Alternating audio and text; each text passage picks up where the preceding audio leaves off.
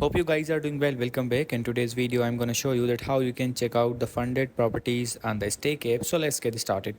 So first of all, what we have to do simply we have to open the Stake app. Before doing these all things, you have to create your account. So now what we need to do, we have to go to the funded section in this app. So let's click on this funded section.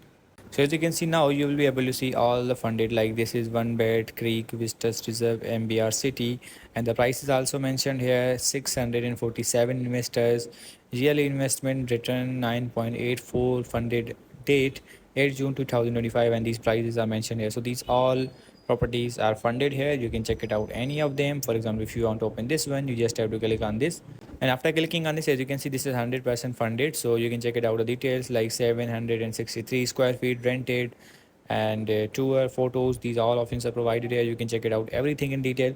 So in this way you can check the funded properties on the Stake app. I hope you guys understand this video. So see you in the next video.